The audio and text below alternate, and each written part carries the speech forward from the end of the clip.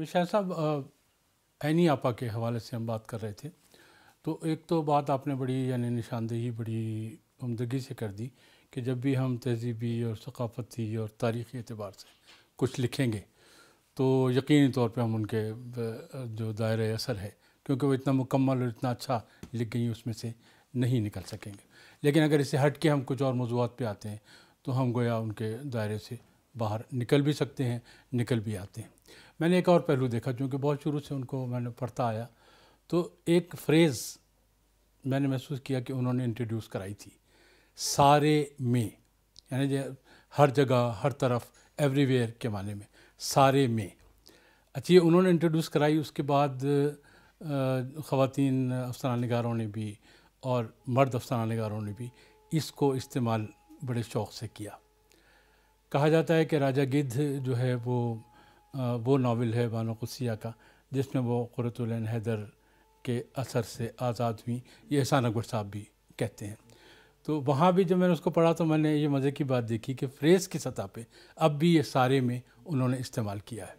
अच्छा, ये तो ख़वातीन का सिलसिला हुआ। एक और हमारे अहद के अफ़साना निगार हैं, हमीद शाहिद उनका नाम है, इत्तेफाक से मेरे सामने बैठे हैं। उनका एक अफ़साना है किकली कलीद की, तो उसमें भी एक जगह है कि सारे में सन्नाटा कहकहे लगा रहा था। तो ये भी एक चीज़ नज़र आती है उनकी तरफ से कि न सिर्फ वो यानी फ़िक्र पर असरानंदाज हुई, ज़बान पर भी असरानंदाज हुई, इस तरह से कि उनकी ज़बान को, उनके इस्तेमाल किए हुए फ्रेजेस को पसंद किया गया और इस्तेमाल किया गया। एक बात बड़ी मज़े की है और ये इसको समझना चाहिए कि मेरी जो बाकायदा उर्दू की तालीम है वो मैट्रिक तक की है। अच्छा, मैंने उर्दू जो पढ़ ली थी मैट्रिक तक। उसके बाद मैं फैसलाबाद यूनिवर्सिटी चला गया था और एफएससी वहीं की, और वहाँ उर्दू मैंने बतौर मज़मून नहीं पढ़ी। और ज़ाहिर है उसके बाद भी कहाँ मौका निकलना था, आप साइंस के स्टूडेंट हैं और उस तरह चले गए। तो मैंने जितने भी ज़ुबान को सीखा है वो पढ़ के सीखा है। ठीक है, ठीक है। और शायद जो ज़्यादा ज़ुबान मैंने सीखी है वो शायरी और फिक्शन को पढ़ के सीखी। अच्छा, ठीक है। सो मैं पढ़ता रहा हूँ और सीखता रहा हूँ। जी, और ज़ाहिर है उस पर कई लोगों के मुझ पे असरात होंगे, ज़ुबान पे होंगे, लेकिन मैंने कोशिश अपनी तख्लीकी ज़िंदगी में सिर्फ एक की है, और वो ये की है कि जहाँ मुझे कहीं नज़र आ जाए कि मुझ पे किसी का असर हो रहा है, मैं वहाँ से उसे कलमज़द कर देता हूँ और उससे निकलने की कोशिश करता हूँ। दो चीज़ों से मैंने बचने की कोशिश की, यानी मैं पढ़ता सबको हूँ, अच्छा बुरा सारा पढ़ जाता हूँ, बिल्कुल ऐसे ही जैसे आप वो कभी कुतरे वाली मशीन आपने देखी हो, मैंने चूँकि चलाई भी है। तो आप उसमें जब आप डाल रहे होते हैं ना उसके अंदर, तो उसमें जहाँ आप चारे के वो चले जाते हैं तो बीच में जड़ी बूटियाँ भी वो भी चली जाती हैं और वो कट के उसमें सामने पार निकल आती है। तो मेरे यहाँ भी वो चली जाती हैं, लेकिन उनको जब आप यूटिलाइज़ करते हैं तो बीच बीच में से आप कोशिश करते हैं कि उनको एक तरफ कर दें। तो ऐसा है कि जो बुरा लिखने में मैं कोशिश करता हूँ कि मैं बुरा ना लिखूँ, यानी ऐसे लोगों के तरह मैंने नहीं लिखना। और जो बहुत अच्छे होते हैं और जो एस्टेब्लिश्ड लोग हैं और जो मैं ये समझता हूँ कि मुझे लगता है कि मुझे मुतासर कर रहे हैं और मैं जिन्हें पढ़ता हूँ और मुझे लगता है कि ये बहुत खूबसूरत लिख रहे हैं, तो मैं कोशिश करता हूँ कि उनसे भी बच जाऊँ, उनसे भी। यानी वो जो तख्लीकी सरकशी है, सरकशी नहीं, वो बुनियादी तो ये तकाजा है, आपकी तख्लीक का ये तकाजा है कि उससे डिफरेंट होना चाहिए, कि आप डिफरेंट होने। अगर आप तख्लीककार हैं, जी हाँ, तो आपके हाथ से वो नयापन अगर नहीं आ रहा है और उसमें से बोसीदगी बरामद हो रही है, तो फिर आप तख्लीककार नहीं हैं। तो बुनियादी चीज़ वही है कि आप उसे खुद जो आपका अपना आंग बन जाता है। देखें, जो मेरा आंग है या जो मैं जिस तरह जुमले की साख्त बनाता हूँ या बना सकता हूँ, वो दूसरे का नहीं होना चाहिए या नहीं हो सकता। बिल्कुल ऐसे ही जैसे मैं देखें अगर चल रहा हूँ यहाँ से इस दीवार से उस दीवार तक चल के जाता हूँ, तो जिस तरह मैं चल रहा हूँ, कंधे झुका के चल रहा हूँ या कंधे उठा के चल रहा हूँ, छोटे कदम ले रहा हूँ या ज़्यादा ले रहा हूँ, सांस का मेरी क्या रफ्तार है, ये मुख्तलिफ होगी आपके साथ। सही फरमाया आपने। اور اسی سے میں آپ سے الگ ہو جاتا ہوں. اور اگر یہ نہیں ہے میں آپ کی طرح بننا چاہتا ہوں, آپ کی طرح لکھنا چاہتا ہوں, تو وہ جو کہتے ہیں نا کوا چلا ہنس کی چال, اپنے بھی بھول گیا, تو پھر میں آپ جیسا بھی نہیں بن پاؤں گا. تو مجھے اپنے آپ پہ اعتماد ہونا چاہیے. تو کوشش کی ہے کہ بچ بچا کے نکل جاؤں, اپنی شناخت جو ہے اس کو. اور جو میں سمجھتا ہوں جن چیزوں کو, یہی سبب ہے کہ آپ دیکھیں گے اگر افسانے آپ اٹھا کے دیکھتے ہیں تو میرے ہاں آپ کو کہیں ایسی ہیزیٹیشن نظر نہیں آتی, کہیں ایسی ہچکچاہٹ نظر نہیں آتی کہ میں نے کس اسلوب میں لکھنا ہے. میں اس اسلوب کو توڑ دیتا ہوں. ایک دفعہ میں نے ایک سانچہ بنایا, اگلی دفعہ ہو سکتا ہے کہ میں اس سانچے میں وہ نہیں لکھوں گا, میں اپنے لیے ایک نیا سانچہ, اس لیے کہ میرا موضوع تقاضا کرتا ہے, میرے کردار تقاضا کرتے ہیں, میرا ماحول تقاضا کرتا ہے کہ مجھے مختلف ہونا چاہیے. تو جب میں اپنے آپ کو بھی میں نہیں کاپی کرتا ایک جگہ سے, تو دوسرے کے لیے میں شعوری طور پہ دانستہ تو ایسا ہرگز نہیں چاہیں گے, نہیں چاہوں گا, اور کسی کو بھی نہیں کرنا چاہیے. میرے پاس یہاں طالب علم آتے رہتے ہیں یونیورسٹیوں کے, جب وہ نئے نئے کام کرنے والے یا افسانہ نگار آتے ہیں, تو جو میری ان کو پہلی گزارش ہوتی ہے وہ یہی ہوتی ہے کہ بھائی جو آپ کا اپنا اسلوب ہے اس کو تلاش کیجیے. یہ جب ماریو ورگس یوسا کے خطوط جو تھے اس پہ ترجمہ کیا تھا محمد عمر میمن صاحب نے, وسکانسن یونیورسٹی میں وہ ہوا کرتے تھے اور مرحوم ہو گئے, آپ جانتے ہیں, بہت بڑے آدمی, کتنے انہوں نے تراجم کیے ہیں.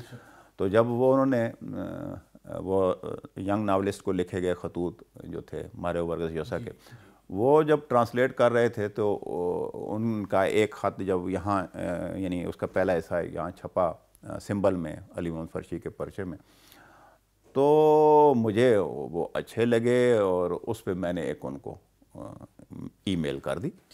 جب ای میل کر دی تو اس پہ جو میں نے کہنا تھا وہ کہہ دیا. وہ انہیں بہت اچھا لگا, انہوں نے کہا یہ تو بڑا اچھا ہے, ایسا کرتے ہیں کہ آپ نے یہ جو رائے دی ہے بڑی اچھی ہے اور تجویز دی ہے وہ بھی اچھی ہے, تو میں یہ کرتا ہوں کہ آپ کو یہ خطوط جو ہے نا چھپنے سے پہلے ایک دفعہ بھیجتا رہوں گا, اور آپ کا جو رد عمل ہو یا جو آپ تجویز دینا چاہیں وہ دے دیجئے. اچھا, وہ اس طرح ہمارا ایک مکالمہ شروع ہو گیا ای میلز کا, اور ہم کرتے رہے اور وہ آتے رہے. تو اس کے بعد ان کی وہ کتاب چھپی, اور جو خطوط کا ہے مجموعہ وہ الگ سے انہوں نے مرتب مجھے کر دیا تھا, وہ بھی چھپ گیا. لیکن جو میں جس کی طرف آپ کو لے جانا چاہتا ہوں وہ اس کے آخری جملے ہیں جو انہوں نے ٹرانسلیٹ کیے تھے. اس میں ماریو ورگس یوسا نے یہ کہا تھا, یہ شروع میں وہ بحث کر رہے ہیں کس پہ کہ کہانی کیسی ہونی چاہیے, پلاٹ کیا ہونا چاہیے, کردار کیسے کیسے ہو سکتے ہیں, وقت کو کیسے یوٹیلائز کرنا ہے, یعنی جتنے گر ہیں آپ کے فکشن کے وہ سجھا رہے ہیں, سمجھا رہے ہیں ایک طالب علم کو. لیکن آخر میں یہ کہتے ہیں کہ جو کچھ میں اب تک کہہ چکا ہوں, جو میں آپ تک باتیں کر چکا ہوں, جو کچھ آپ کو نصیحتیں کر چکا ہوں, سب کو بھول جاؤ. واہ اور پھر آپ کاغذ کے سامنے بیٹھ کے اس طرح لکھو جس طرح تم لکھنا چاہتے ہو. اچھا, کیا بات. تو بات یہی ہے بنیادی کہ آپ اگر تخلیق کار ہیں اور سچے تخلیق کار ہیں تو کاغذ جو ہے جب آپ اس کے سامنے بیٹھیں گے تو جو اس کی دہشت ہے, جو اس کا رعب ہے, اس کے سامنے آپ ہوں, بالکل نیت باندھ لیں. جس طرح آپ نماز کے آتے ہیں تو آپ پوری حضوری کے ساتھ وہاں پیش ہوتا ہے ایک دربار میں, تو یہاں بھی آپ کو تخلیق کے دربار میں ایک پوری حضوری کے ساتھ پیش ہونا ہوتا ہے, اپنے پورے وجود کے ساتھ. اور جب آپ اپنے پورے وجود کے ساتھ پیش ہوں گے تو دوسروں کے سائے بہت پیچھے رہ جائیں گے. وہ آپ کا ایک سٹارٹ ہے غالباً کہ یہ جو نظر ہے نا یہ منظر چاہتی ہے, اور یہ جو منظر ہے نا اپنے وجود کے اعتبار کے لیے ناظر چاہتا ہے.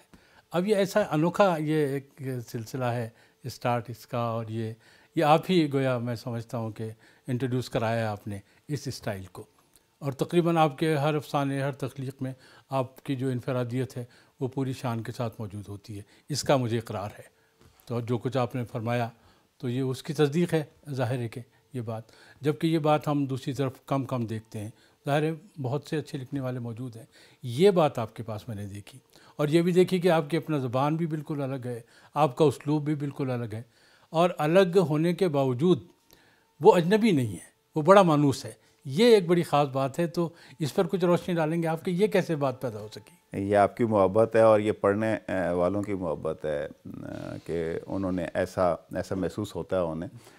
میرا خیال ہے اس کا سبب یہ ہے کہ میں بنیادی طور پر ایسا نہیں ہے کہ شاید تعلیم کے شعبے سے وابستہ ایک پروفیسروں کی طرح میں نے کبھی زبان کو سیکھا نہ سکھایا ہے، بلکہ میرا سارا جو رہا زندگی کے ساتھ جوڑ کے سارے ادب کو سمجھنے کا سلسلہ رہا ہے. فکشن کو میں نے کوشش کی ہے بہت زیادہ پڑھوں، شاعری کو میں نے کوشش کی ہے بہت زیادہ پڑھوں، لیکن میں اپنی زندگی جس میں رجھا رہا وہ میری یعنی معاشی سطح پہ چکی کی مشقت جو تھی وہ بینکنگ کی زندگی رہی ہے.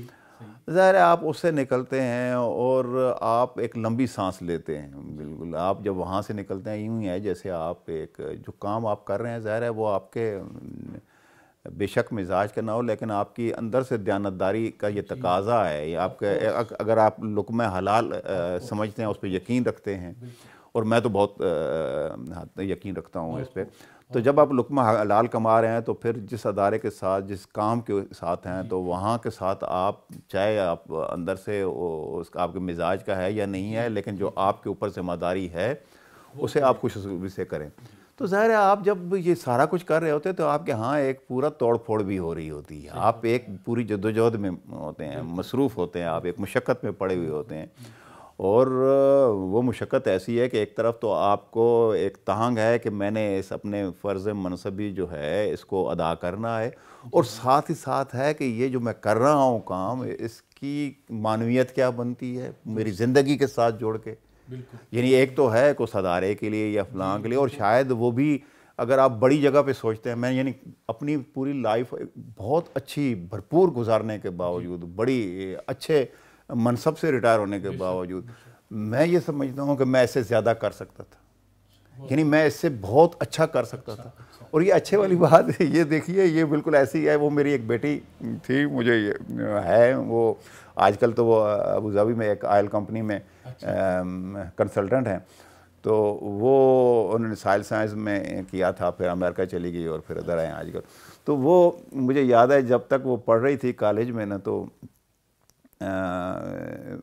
ایک دفعہ میں جب بھی جاتا تو وہ جب پیپر دے کے باہر نکلتی تھی نا، تو کبھی بھی اس نے یہ نہیں کہا کہ میرا پیپر اچھا ہوگا. اس نے ہمیشہ یہ کہا کہ میں اس سے اچھا کر سکتی تھی. اور لطف کی بات یہ ہے کہ وہ ہر دفعہ ٹاپر میں ہوتی تھی، ٹاپ کرتی تھی اس سبجیکٹ میں. تو مجھے یہ لگتا ہے کہ یہ جملے کہیں اس نے مجھ سے کہیں چھینے ہوئی ہیں. یعنی میں اپنے کام سے کبھی بھی کہنے کے بعد میں کہتا نہیں میں اس سے بہتر کر سکتا تھا. تو وہ ایسا ہی ہے زندگی میں کہ آپ بہتر کرنا چاہتے ہیں اور اس کی طرف آپ لگے رہتے ہیں، تو ظاہر ہے اس میں ایک آپ کا ردھم قائم ہو جاتا ہے. وہ ردھم میرے ہاں قائم ہوا ہے، اسی سے زبان کا ردھم بھی قائم ہوتا ہے.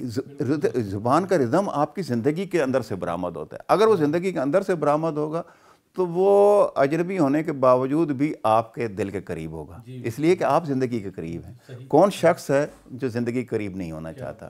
تو زندگی کے قریب آپ کی زبان ہوگی، بناوٹی زبان ہوگی، بنا کے لکھی ہوگی، تو وہ ہو سکتا ہے کہ وہ بڑی خوبصورت نظر آئے لیکن وہ زندگی کے قریب نہیں ہوگی. لیکن جو بالکل ایک اس میں وارفتگی جس طرح ہوتی ہے رشتوں کے اندر، اس طرح ہی اس میں ایک وارفتہ جملے ہوں گے، ایک بالکل ایک بہاؤ ہوگا، تو وہ خود بخود آئے گا اور آپ کے دل کے قریب ہوتا جائے گا. یہ اصل میں آپ نے ہر چیز کو زندگی کے ساتھ منسلک کر کے دیکھا بھی ہے اور برتا بھی ہے غالباً. اسی لیے وہ ساری جو ایک معنویت وہ پوری کی پوری در آئی ہے آپ کی تحریروں میں بھی، آپ کی گفتگو میں بھی. اب جیسے آپ نے آج بھی جو گفتگو ابتدا میں فرمائی، تو میں سمجھتا ہوں کہ خود میرے لیے وہ بڑا چشم کشا گفتگو تھی اور دل کشا گفتگو تھی کہ جن چیزوں پہ آپ زور دے رہے تھے، تو یقینی طور پہ اگر وہ چیزیں ہمارے سمجھ میں آ جائیں اور اس طرح ہم زندگی کو دیکھنے لگیں، اس طرح ہم دین کو سمجھنے لگیں اور دین کے وہ پہلو ہمارے سامنے آ جائیں، تو میرا خیال ہے ہماری زندگیاں کافی بہتر ہو سکتی ہیں. تو یہ میں یقینی طور پر آپ کا شکر گزار ہوں اس حوالے سے کہ یہ ایسی گفتگو کم سننے میں آتی ہے جس سے آپ کے سامع کے دل میں وہ جذبات ابھریں کہ ہمیں بھی وہ سب کچھ کرنا چاہیے. سائیکی سے آپ بہت زیادہ واقف لگتے ہیں، انسانی سائیکی سے، تو اس کو بطور سبجیکٹ آپ نے پڑھا یا یوں ہی جیسے آپ کا سلسلہ ہے؟ نہیں، انسانی نفسیات کو میرا محبوب موضوعات میں رہا ہے، کتابیں مختلف پڑھتا رہا اور انسانی نفسیات کو سمجھنے کی کوشش میں کرتا رہا۔ دیکھیں، جو ہمارا فکشن ہے نا، اس میں بھی بہت نفسیاتی سطح پہ کام لیا گیا ہے اور کام آپ کرتے ہیں۔ آپ دیکھیں کئی افسانوں کے اندر، میرے ہاں بھی آپ کو اسی وجہ سے وہ نظر آئیں گے، مثلاً کیس ہسٹری سے باہر قتل، اب وہ ایک میڈیکل ہسٹری بھی ہے اور انسانی نفسیات کی ہسٹری بھی ہے، اور اس کے ساتھ وہ رشتوں کے اندر جو جس کی بات میں ابھی کر رہا تھا یا جس کی طرف آپ اشارہ کر رہے تھے کہ جو آپ رشتوں کے ساتھ ایک اعتماد سے اور ایک وارفتگی کے ساتھ جب جڑے ہوتے ہیں تو آپ کے ہاں ایک آہنگ پیدا ہو جاتا ہے۔ اس میں جو کردار آپ دیکھیں، دونوں کردار، جو ڈاکٹر میاں بیوی ہیں وہ، اور جو دوسرا کردار ہے جو مریض ہے اور اس کا جو شوہر ہے، ان دونوں کے ہاں زندگی کا ایک آہنگ قائم ہوا تھا، محبت ان کے ہاں موجود تھی، لیکن ہوا یہ ہے کہ زندگی کی جو مصروفیات ہیں دوسری، زندگی جسے آپ کمانا چاہتے ہیں، جو بنیاد ہے، یہ جو بسر کرنے والی زندگی ہے وہ والی نہیں، جو کمانے والی زندگی، جب اب وہ جب اس میں مصروف ہوتے ہیں تو ایک دوسرے کے ساتھ جو ان کا آہنگ قائم ہوا تھا اس سے نکل جاتے ہیں۔ جب اس سے نکلتے جاتے ہیں تو سارے نفسیاتی مسائل پیدا ہوتے ہیں۔ تو یہ اسی طرح یہ چیزیں پھر ہمارے افسانے کا حصہ بھی بنی۔ تو ظاہر ہے آپ اس سے کیسے دیکھیں، فکشن بنیادی طور پہ یہ مشینوں کی کہانی تو ہے نہیں، یہ مکانوں کی کہانی بھی نہیں ہے، یہ صرف منظروں کی کہانی بھی نہیں ہے، یہ تو انسان کی کہانی ہے۔ انسان کے وجود کے اندر جتنے بھی مراتب ہیں، ان سارے مراتب کو آپ نے چھو کے دیکھنا ہے، ان کو پڑھنا ہے، ان کو سمجھنا ہے، تب جا کے آپ فکشن لکھیں گے۔ اور جو اس کے انسان کے ارد گرد جتنے بھی منظر ہیں، جتنے بھی چیزیں ہیں، جتنی آسائش ہیں، انہیں وہ چیزیں جو اس کے اندر زندگی کو دبا رہی ہیں، مار رہی ہیں، یا اسے زندگی بسر کرنے کے لیے ایک اس کی مدد فراہم کر رہی ہیں، تو وہ آپ ظاہر ہے ان کا ہی تو کہانی لکھ رہے ہیں ساری۔ اگر آپ کہانی اس کے ساتھ انسانی تعلق کے ساتھ جوڑ کے نہیں لکھیں گے تو وہ آپ کی دلچسپی کا سامان، وہ فکشن بنے گا ہی نہیں۔ میں یہ سمجھتا ہوں کہ اسی لیے یہ جب آپ کہتے ہیں کہ جی وہ سائنس فکشن، تو کئی دفعہ آپ کہہ دیتے ہیں جی فلاں فکشن، تو آپ کو ایک اور ٹول کا سہارا لینا پڑتا ہے، اس لیے کہ آپ کے اندر آپ کہتے ہیں کہ یہ خالص فکشن نہیں ہے، آپ سمجھ جاتے ہیں یہ چیزیں بیسیکلی تو یہ سمجھانے کے لیے کی گئی ہیں فکشن نہیں۔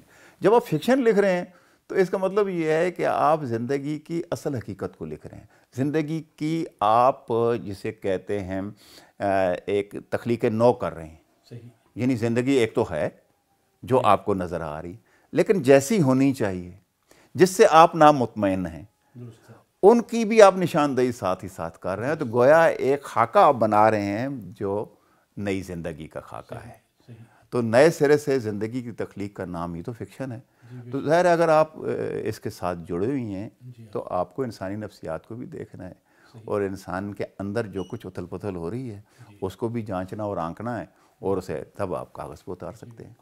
فراز کا ایک شعر ہے کہ اس کی آنکھوں کو کبھی غور سے دیکھا ہے فراز، رونے والوں کی طرح جاگنے والوں جیسی۔ تو آپ کی آنکھوں کو دیکھ کر کچھ اس طرح کا احساس ہوتا ہے۔ تو یہ جو رونا ہے ہر انسان کی زندگی میں، ایک تو ہے رونا دھونا، وہ ایک الگ چیز ہے، ایک ہے کہ انسان روتا ہے۔ تو اس کیفیت سے آپ کو، آپ نے دیکھا کہ آپ بار بار دو چار ہوئے یا دو چار ہوتے ہیں، کوئی ایسے لمحات آتے ہیں تو آپ آنسو بہا کر اپنا غم غلط کر لیتے ہیں، یہ اس طرح کے، یا اس سلسلے میں کوئی آپ کا تجربہ کیا ہے؟ ایک چیز ہے جسے آپ کہتے ہیں گداز، اگر یہ لکھنے والے کے ہاں نہیں ہے تو وہ اچھا لکھنے والا نہیں ہے۔ اگر مجھے یہ احساس نہیں ہے کہ یہ جو میں کردار جس کا لکھ رہا ہوں، اسے دکھ کے اندر اس کون سی کیفیت سے یہ گزر رہا ہے، دکھ کے بھی اپنے مراتب ہیں نا، ایک فوراً آپ کو ایک شعلے کی طرح لے لینے والا، ایک بالکل دھیما دھیما آپ کو خاکستر کر دینے والا ہے، بالکل جیسے گیلی لکڑی سلگتی ہے اور سلگتی ہے اور وہ جلتے جلتے جلتے جلتے وقت لے لیتی ہے، ٹھیک ہے؟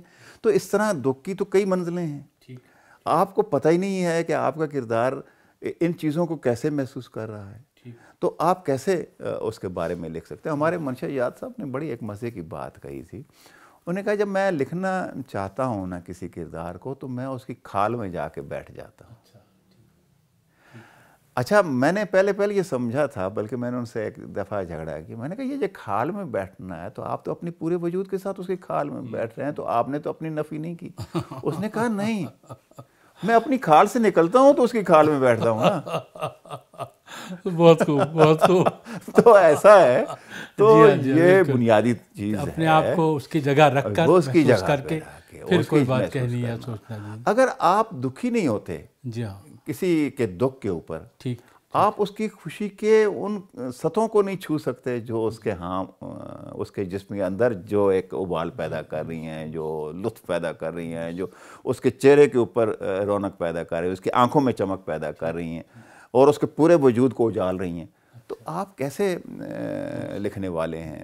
اس کا مطلب تو یہ ہے کہ آپ صرف ایک نریٹر جیسے ہوتا ہے، یا ایک جسے کہہ لیں خوشنویس جیسے لکھتا ہے، تو بس وہ لفظ اوپر سے لکھتا چلا جاتا ہے۔ ہمارے ہاں دیکھیں کاتب ہوا کرتے تھے، اور جب وہ صبح سے لے کر شام تک کتابت کرتے ہوئے اخبار سے اٹھتے تھے، ان سے پوچھیں بھی آج کیا ہوا تھا، تو انہیں نہیں پتہ ہوتا تھا کہ انہوں نے کیا لکھا ہے۔ تو پھر تو وہ آپ ویسے ہوئے نا، اس لیے کہ آپ نے اوپر سے لفظ لکھ لی۔ دیکھیے یہ جو لفظ ہے نا، یہ صرف جو معنی ان کے لغت کے اندر موجود ہیں ان تک محدود نہیں رہتے، ہر لفظ کی اپنی ایک تہذیب ہے، اور اس تہذیب کے اندر اضافے ہوتے رہتے ہیں، یہ نیا پن اس میں پیدا ہوتا رہتا ہے۔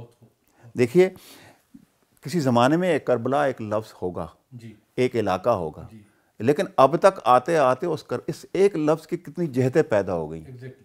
آپ جب یہ جملہ کہتے ہیں کہ میرے دروازے کے اوپر کربلا مچی ہے، تو اس کا کچھ اور معنی ہو جاتا ہے، یہ نہیں ہوتا کہ آپ نے وہاں سے کوئی کربلا اٹھا کے یہاں لے آئے۔ اسی طرح آپ دیکھیں اس کے اندر مختلف جہتیں پیدا ہونی شروع ہو جاتی ہیں، اس کے پیچھے ایک پوری تہذیب ہے، اس کے پیچھے اس تہذیب کے ساتھ جب وہ واقعہ پہلی دفعہ لفظ استعمال ہوا ہوگا، وہاں سے لے کر اب تک اس کے کتنے شیڈز بن جاتے ہیں۔ ایک پڑھنے والے کو سمجھ آنا چاہیے کہ مجھے کون سا لفظ کہاں رکھنا ہے، یہاں اس لفظ کا کون سی جھلک آنی چاہیے، اس کے معنی کی کون سی جھلک آنی چاہیے اس میں، پھر اس میں کون سا اضافہ ہونا چاہیے اس میں معنی کا۔ دیکھیں آپ جملے کے اندر اس لفظ کو استعمال کرتے ہیں جس وقت، تو دراصل اس کے کئی اس کے پہلو بن جاتے ہیں، اور کئی اس کی طرفیں بن جاتی ہیں۔ ان طرفوں کا خیال رکھنا بنیادی طور پہ ایک فکشن لکھنے والے کا بڑا بنیادی فرض ہوتا ہے کہ ان کو وہ سمجھ لے، اور اسی سے زبان نئی ہو جاتی ہے اور اسے تازہ ہو جاتی ہے۔ دیکھیں یہ لفظ جو ہوتے ہیں یہ بالکل دریا کے پانی کی طرح ہوتے ہیں، یا ندی کے پانی کی طرح ہوتے ہیں۔ آپ ایک پل کے اوپر کھڑے ہیں، اس کے نیچے سے پانی گزر رہا ہے، تو پانی تو مسلسل گزر رہا ہے، آپ دیکھ رہے ہیں پانی ہے، لیکن ایک دفعہ آپ کہیں گے یہ پانی ہے تو وہ کوئی اور پانی ہوگا، دوسری دفعہ کہیں گے تو وہ کوئی اور پانی ہوگا، اسے دوسری نظر ڈالیں گے تو وہ پانی نیا ہوگا۔ اسی طرح وہ لفظ نیا کرنے کا قرینہ کس کے پاس ہوتا ہے؟ تخلیق کار کے پاس ہوتا ہے۔ وہ تخلیق کار جب اسے استعمال کرتا ہے تو وہ ظاہر اسے نیا کر دیتا ہے، اس میں نئی معنویت آ جاتی ہے، جسے ہم عصری حیثیت کہتے ہیں بنیادی طور پہ۔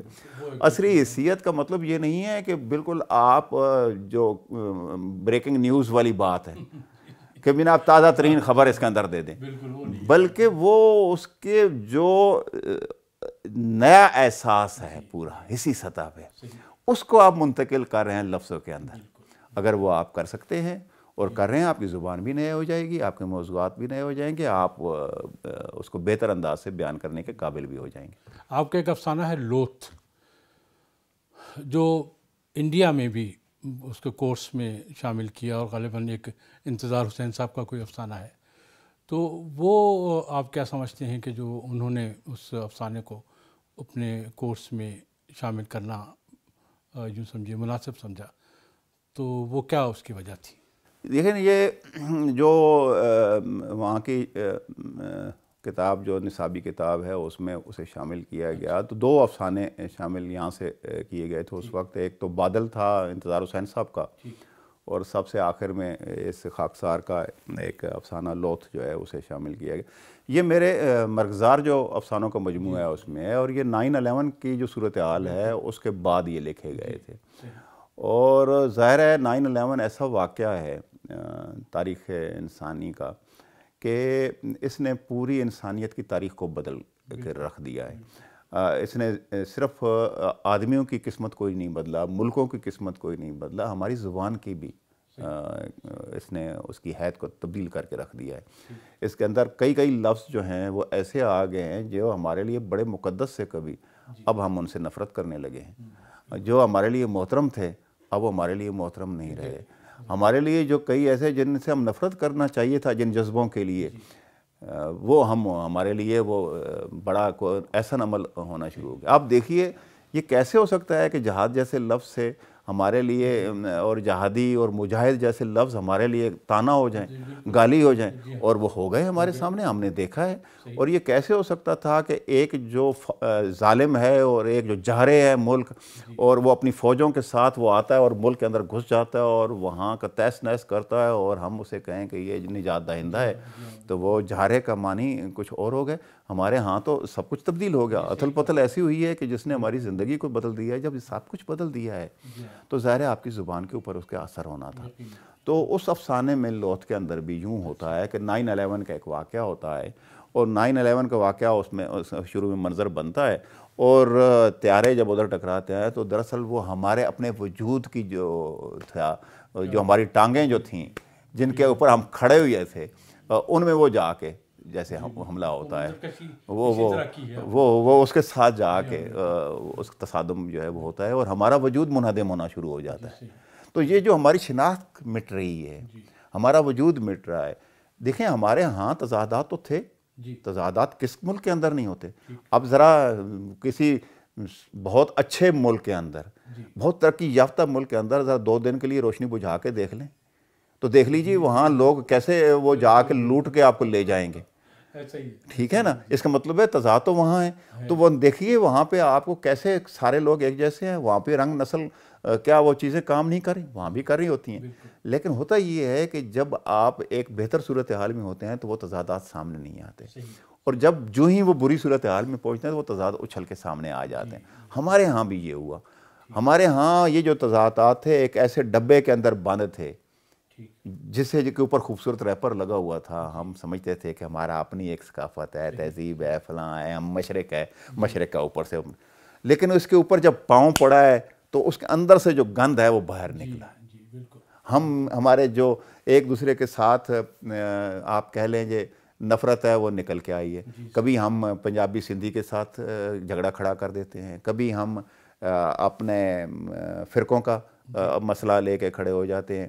اور اسی طرح یہ جو کل تک وہ جہاد تھا, اور وہ جہاد بھی امریکہ بہادر کے کہنے پہ تھا, اور یہاں آ کے وہ ہمیں کہتے تھے کہ نعرے اللہ اکبر کے لگاؤ تو ہم لگا دیتے, اور یہاں دیکھیں سرحد کے اوپر وہ آیا کرتے تھے, اور اب وہ سفیر بن کے آتے ہیں امن کے لیے, تو ہم ان کے ساتھ ہیں. تب بھی ہم ان کے ساتھ تھے, اب بھی ہم ان کے ساتھ ہیں.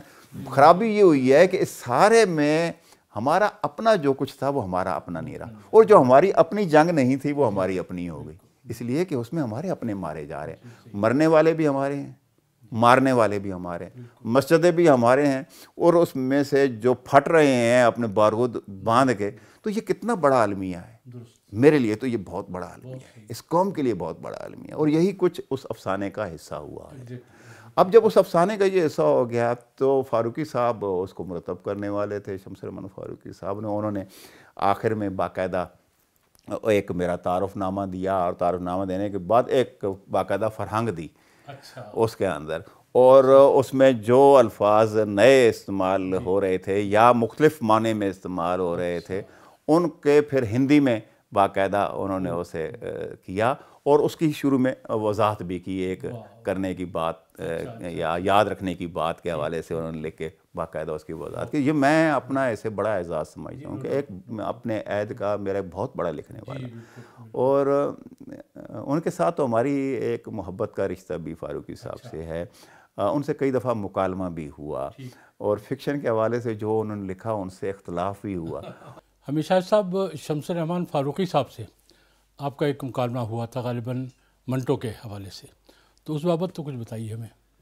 फ़ारूक़ी साहब आप जानती हैं इस वक्त उर्दू अदब में अगर कोई सबसे बड़ा आदमी नक्काद है जिसे मौजूद है, और वो मेरी नज़र में तो वो शम्स रहमान फ़ारूक़ी मेरे लिए बहुत मोहतरम है, और हमने उनसे बहुत कुछ सीखा है, उन्हें पढ़ा है, और जिस तरह वो तख्लीक के अंदर उतरते हैं और उसके मानी दरियाफ़्त करते हैं, वो मैं समझता हूँ कि ऐसा हमारे यहाँ और कोई नहीं है। लेकिन फ़िक्शन के बाब में जो उनकी किताब आई थी अफसाने की हमायत में, वो कुछ दोस्तों का ख्याल था कि वो अफसाने की हमायत नहीं थी। अच्छा। हालांकि मैंने भी उससे बहुत कुछ सीखा है, इस लिहाज से कि उन्होंने बहुत जाके उसकी तकनीक की सतह पे बहुत सारी बातें हमें सुझाई हैं। अच्छा। लेकिन जहाँ मुकाबला वो करते हैं शायरी के साथ फ़िक्शन का, मैं ये समझता हूँ कि वो उन्होंने दुरुस्त नहीं किया था, या मेरी नज़र में कम अज़ कम ऐसा था कि वो नहीं था। तो वो जो मैंने उर्दू अफसाना सूरत व माना मेरी किताब आई, तो उसमें मैंने इन्हीं सूरत हाल पे बात की और उस मौक़िफ़ को तस्लीम नहीं किया जो उनका था। लेकिन इसका मतलब ये नहीं है कि मैं उनका एहतराम नहीं करता हूँ, उनका बहुत उन्हें मोहतरम समझता हूँ। बल्कि उनके मज़ामीन का एक तो मजमूआ मैंने यहाँ मुरतब किया। जब मुझे एक पब्लिशर ने कहा कि जी कि आप उनसे मुझे इजाज़त ले दीजिए कि उनकी किताब मैं उनके मज़ामीन पर मुश्तमिल छापना चाहता हूँ, तो फ़ारूक़ी साहब की मोहब्बत देखिए कि उन्होंने मुझे फ़ोन पे कहा कि यार शायद अगर तुम खुद वो अफसानों का उसका मज़ामीन का मजमूआ मुरतब करोगे और उसके आगाज़ में कुछ लिखोगे तो फिर तो ठीक है, वरना नहीं। तो फिर मैंने वो ख़ुद मुरतब भी किया और उसे किया भी।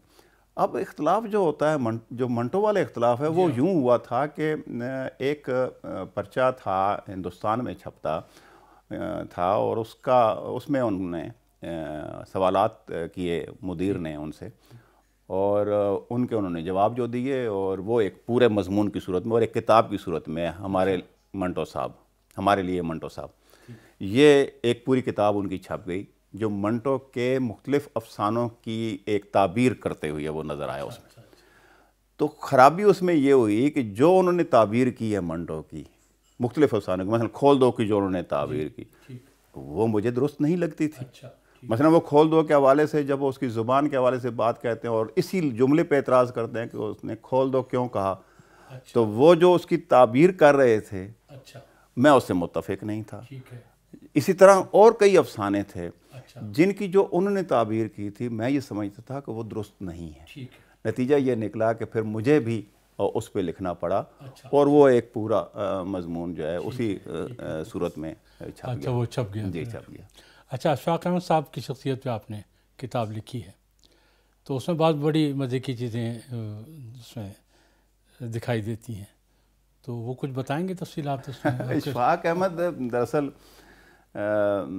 देखें एक ज़माने को उन्होंने मुतासर भी किया, उनकी गुफ्तगुओं ने भी, और जो उनसे हमारी थोड़ी बहुत मुलाकात रही है उसमें एक दो मुकालमे भी बड़े अहम हैं।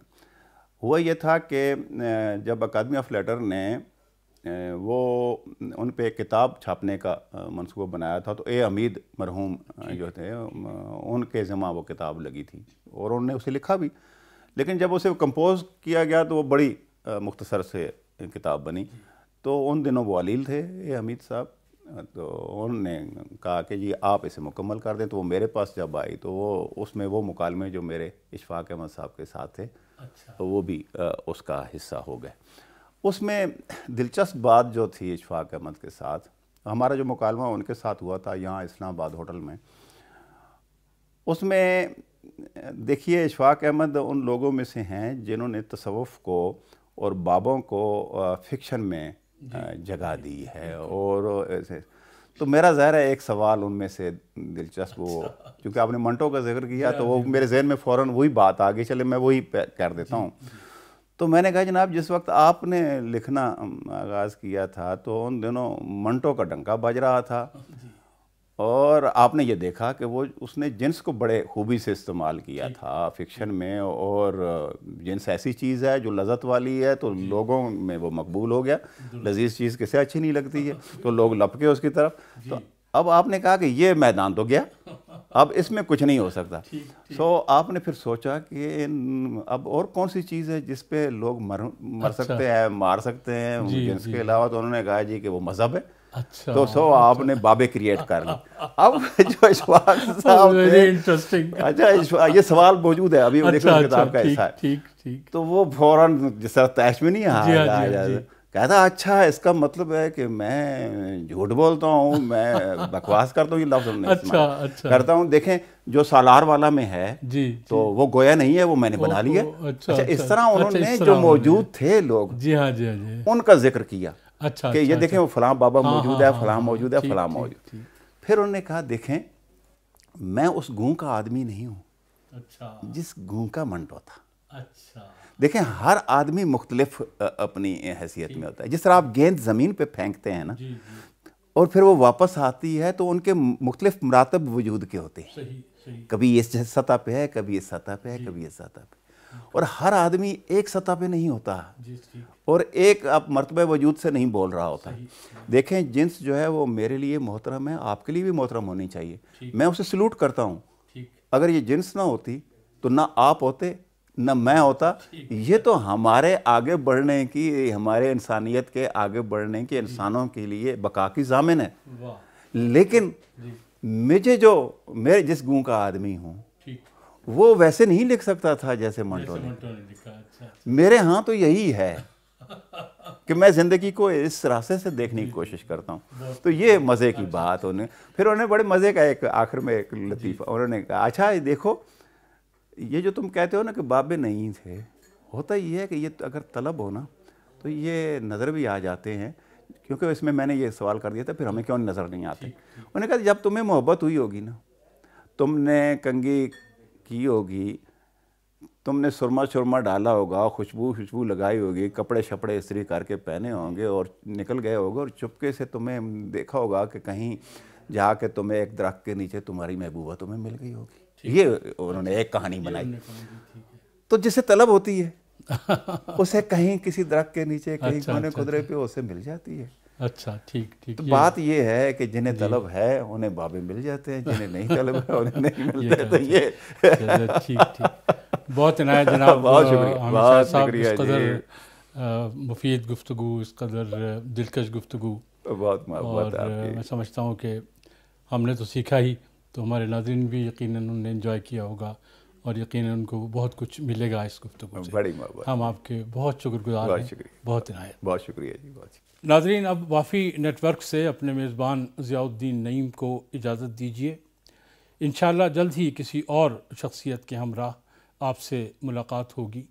ہمارے پروگرام آپ کو کیسے لگتے ہیں ضرور فیڈ بیک دیجیے گا، اور اگر اچھے لگتے ہیں تو اپنے پیجز پر شیئر بھی فرما دیا کیجیے. والسلام فی امان اللہ.